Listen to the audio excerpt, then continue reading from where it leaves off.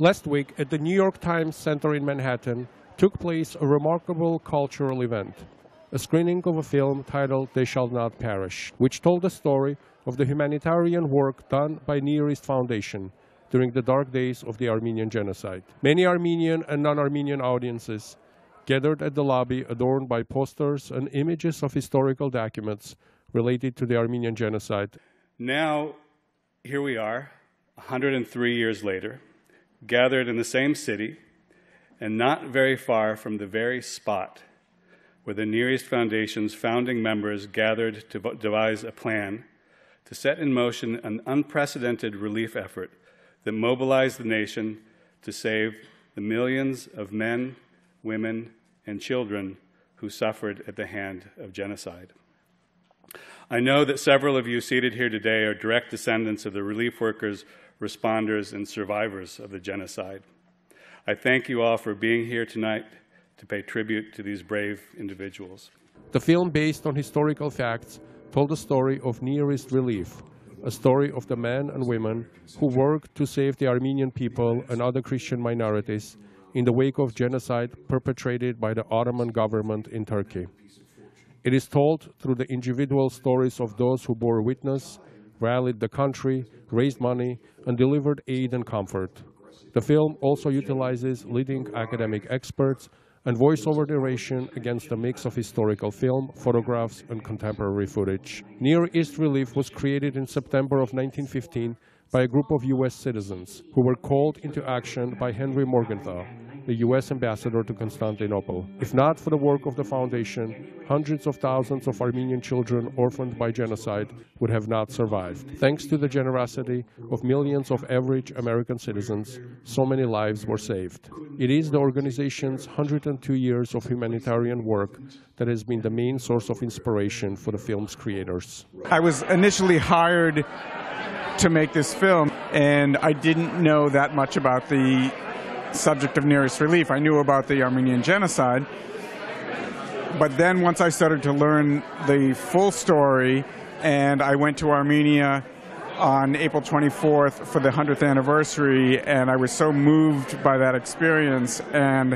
at that point I understood how important this project was to so many people, and it's been a passion project ever since. The first president of Near East Foundation was an industrialist, Cleveland Dodge. With blessings of President Wilson, the organization created several large-scale nationwide humanitarian programs.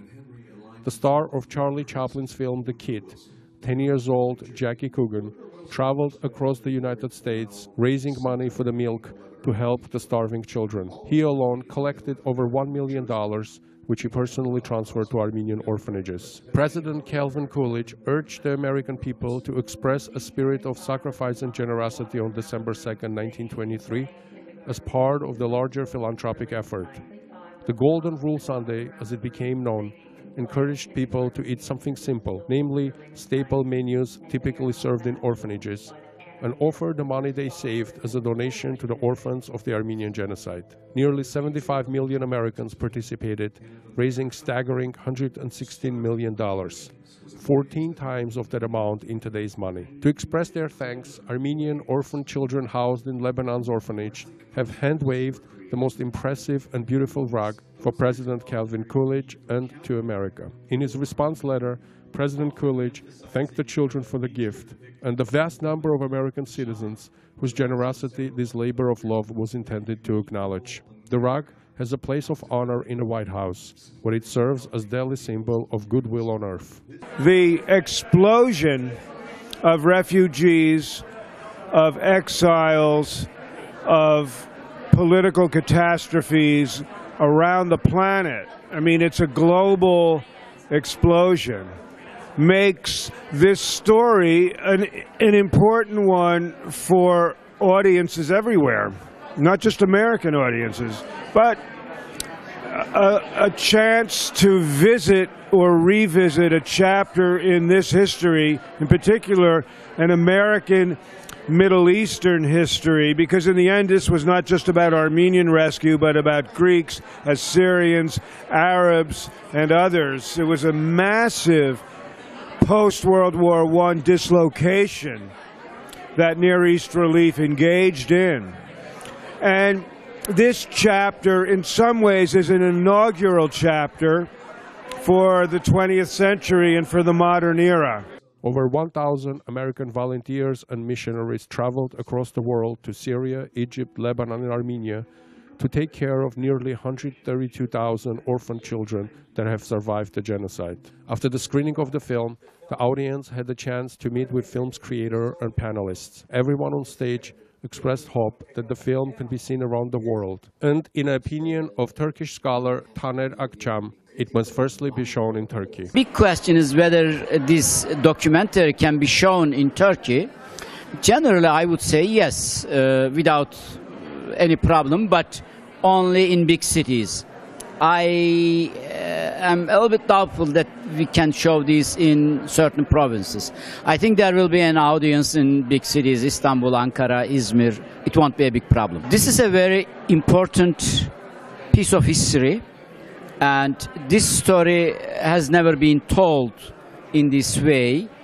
There was a relief organization and saved hundreds of thousands of human life, and maybe people have heard about this story, but it is first time with background information and images. We have the documentary. I think there are a lot of lessons to learn from that documentary. The audience sat through the film mesmerized and moved by the powerful imagery and narration. After the screening, took place a robust and engaging Q&A. So we're talking 100 years ago, there were people on this very same piece of land. Right? When you look at the photos from Musaada, of people leaving Musaada, these are they're labeled in the newspapers 100 years ago as Syrian refugees. So one, it's a reminder that this has happened in the past, and that people did something in the past and were able to make a difference. And we know how well Armenians integrated in the communities that they went from Europe to the United States, and have made such positive contributions to the communities where they live. So I think that's one really powerful message. And another powerful message is just a human connection. You see the beautiful human connections that these folks in Near East Relief made to the people at their time, helping people rehabilitate, put their lives back together. There is no more important message right now. You know, there are 65.3 million people that are displaced on this planet right now. Who is going to take responsibility for helping these folks reclaim their dignity and their humanity?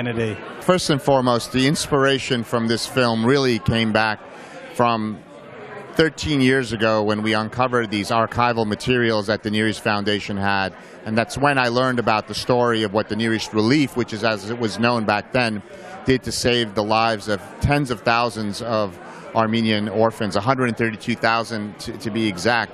And through this research, I also realized that my own grandmother, who was rescued by American orphanages, was also part of this umbrella of orphanage network that took care of all these children. So I felt that this was a story that needed to be told, not just from my Armenian side, but also from my American side, the philanthropic work that the Near East Relief had done. The Near East Foundation today is continuing the legacy of this great work.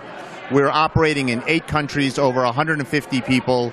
We have our offices at Syracuse University. There's another 25 people that are there. But the work we're doing right now in countries like Jordan and in Lebanon is working with Syrian refugees in those host countries. And the basis of our work is really helping them through economic development, helping them start small businesses, helping them get ready for the job market. And it's this concept of not just giving direct aid, but to teach people how to help themselves, which resonates all the way back to the founding of the Near East Relief. We're also doing work in Armenia with women that are victims of domestic violence. We've done previous work there in economic development in rural villages, and we're going to continue expanding on that work. Today, Near East Foundation, with its 102 years of history, continues its humanitarian work in many countries in Middle East and Africa. As unfortunately, much still needs to be done to bring aid to oppressed and suffering around the world.